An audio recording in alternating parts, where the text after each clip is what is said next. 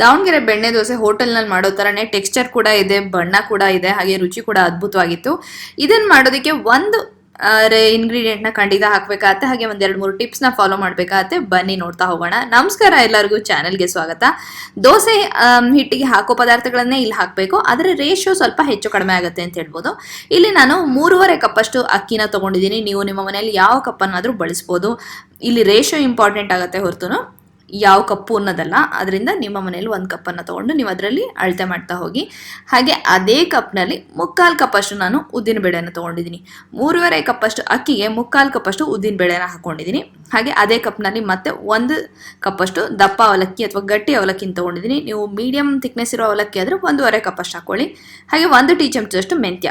ಇದಷ್ಟನ್ನು ಚೆನ್ನಾಗಿ ಮಿಕ್ಸ್ ಮಾಡಿ ತೊಳೆದು ಇದನ್ನು ನಾನು ಸುಮಾರು 6ರಿಂದ 8 ಗಂಟೆಗಳ ಕಾಲ ನೆನೆಸಿಡ್ತೀನಿ. ಹಾಗೆ ಇದಕ್ಕೆ ಇನ್ನೊಂದು ಮುಖ್ಯವಾಗಿ ಬೇಕಾದಂತಹ ಇಂಗ್ರೀಡಿಯೆಂಟ್ ಯಾವುದು ಅಂತಂದರೆ, 1 ನಿಮಿಷ ನೋಡ್ತಾ ಇರಿ, ಖಂಡಿತ ಬರುತ್ತೆ. ಇದಕ್ಕೆ ನೀರನ್ನು ಸಾಕಷ್ಟು ಹಾಕೋಣ, ನೆನೆಯೋದಕ್ಕೆ ಇಡೋಣ. ನಿಮ್ಗೆ ಇಲ್ಲೊಂದು ಪ್ರಶ್ನೆ, ವಿಡಿಯೋನ ಪಾಸ್ ಮಾಡಿ ಉತ್ತರ ಕೊಡಿ. ದೋಸೆ ಹಿಟ್ಟು ಫರ್ಮೆಂಟ್ ಆಗೋದಕ್ಕೆ ಅಥವಾ ಹುಳಿ ಬರೋದಕ್ಕೆ ಯಾವುದು ಮುಖ್ಯವಾಗಿ ಕಾರಣ ಆಗುತ್ತೆ, ಅಕ್ಕಿನ ಉದ್ದಿನ ಬೇಳೆನ ಅಂತ? ಸರಿ, ಇದನ್ನು ನಾನು ಮುಚ್ಚಿ ನೆನೆಯೋದಕ್ಕೆ ಇಡ್ತಾ ಇದ್ದೀನಿ. ಈಗ ದೋಸೆಗೆ ಮುಖ್ಯವಾಗಿ ಬೇಕಾಗಿರೋ ಇಂಗ್ರೀಡಿಯೆಂಟ್ ಯಾವುದು ಅಂದರೆ ಸಬ್ಬಕ್ಕಿ. ಈ ಸಬ್ಬಕ್ಕಿ ಏನು ಮಾಡುತ್ತೆ ಅಂದರೆ, ದಾವಣಗೆರೆ ಬೆಣ್ಣೆ ದೋಸೆ ಚೆನ್ನಾಗಿ ಮೃದುವಾಗಿ ಉಬ್ಬಿ ಬಂದಿರುತ್ತೆ.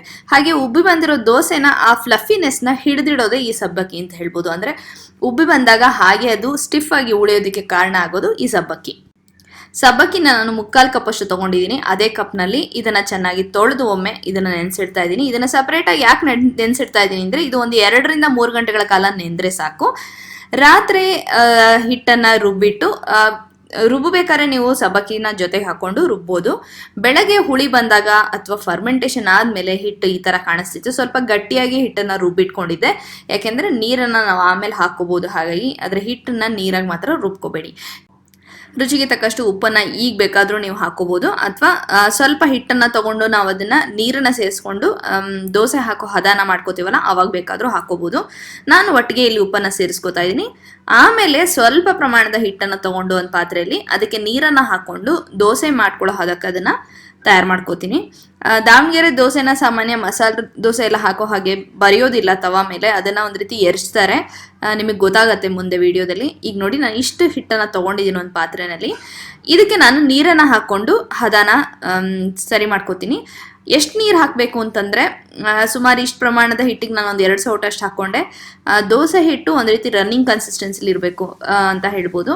ಈಗ ನೋಡಿ, ಹಿಂಗೆ ಮೇಲಿಂದ ಎತ್ತು ಹಾಕಿದಾಗ ನೀರು ಥರನೇ ಸುಲಭವಾಗಿ ಬೀಳ್ತದೆ. ಇಷ್ಟು ನೀರಾಗಿ ಹಿಟ್ಟನ್ನು ಮಾಡ್ಕೋಬೇಕು, ಆಗ್ಲೇ ದೋಸೆ ಚೆನ್ನಾಗಿ ಬರುತ್ತೆ. ಯಾಕೆಂದರೆ ಇದನ್ನು ನಾವು ಮಸಾಲೆ ದೋಸೆ ಥರ ಬರೆಯೋದಿಲ್ಲ ಕಾವಲಿ ಮೇಲೆ. ಈಗ ಪಲ್ಯನ ಮಾಡ್ಕೊಳ್ಳೋಣ.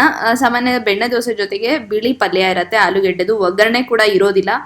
ನಾನು ತಿಂದಿರೋ ಕಡೆಯಲ್ಲಂತೂ ಒಗ್ಗರಣೆ ಹಾಕಿರೋದು ನಾನು ನೋಡಿಲ್ಲ. ಹಾಗಾಗಿ ನಾನು ಕೂಡ ಇಲ್ಲಿ ಅದೇ ಥರ ಪಲ್ಯ ಮಾಡ್ತೀನಿ. ಈರುಳ್ಳಿನ ಉದ್ದುದಕ್ಕೆ ಹೆಚ್ಚಿಟ್ಕೊಂಡು ಆಲೂಗೆಡ್ಡೆನ ಬೇಯಿಸಿಟ್ಕೊಂಡಿದ್ದೀನಿ. ಹಾಗೆ ಇಲ್ಲಿ ಈರುಳ್ಳಿನ ಸ್ವಲ್ಪ ನೀರು ಹಾಕ್ಕೊಂಡು ನಾವು ಬೇಯಿಸ್ಕೋಬೇಕಾಗತ್ತೆ. ಆಲೂಗೆಡ್ಡೆಗೆ ಉಪ್ಪನ್ನು ಹಾಕಿ ಕೂಡ ನೀವು ಬೇಯಿಸ್ಕೋಬಹುದು, ಇಲ್ಲ ಅಂದರೆ ನಂತರ ಉಪ್ಪನ್ನು ಸೇರಿಸ್ಕೋಬಹುದು.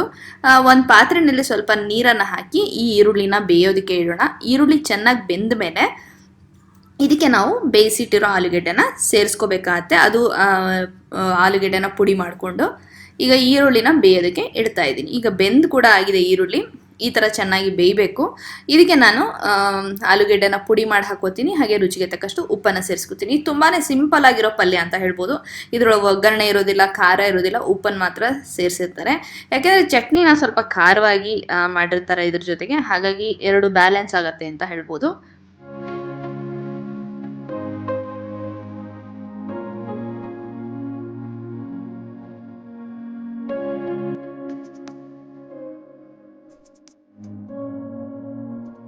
ಈಗ ಪಲ್ಯ ತಯಾರಾಗಿದೆ. ಪಲ್ಯ ಸ್ವಲ್ಪ ಮೆತ್ತಗೆ ಮಾಡ್ಕೋಬೇಕು. ಇದಕ್ಕೆ ಚಟ್ನಿ ಮಾಡ್ಕೊಳ್ಳೋಣ. ಚಟ್ನಿಗೆ ಕಾಯಿ ತುರಿನ ಒಂದು ಮಿಕ್ಸರ್ ಜಾರಿಗೆ ಹಾಕೋಬೇಕು. ಸ್ವಲ್ಪ ಇಲ್ಲಿ ನಾನು ಹೆಚ್ಚಿರೋ ಕಾಯಿನ ಬಳಸ್ತಾ ಇದ್ದೀನಿ. ಈ ಥರ ನೀವು ಮಾಡಬೇಕು ಅಂತೇನಿಲ್ಲ. ನಮ್ಮನೇಲಿ ಅವತ್ತು ತೆಂಗಿನಕಾಯಲ್ಲಿ ಅದು ಚಿಪ್ಪನ್ನ ಬಿಟ್ಕೊಂಡ್ಬಂದ್ಬಿಟ್ಟಿತ್ತು. ನಿಮ್ಮಲ್ಲೂ ಯಾವಾಗಲಾರು ಆಗುತ್ತೆ ಅಂತ ಅನ್ಕೋತೀನಿ.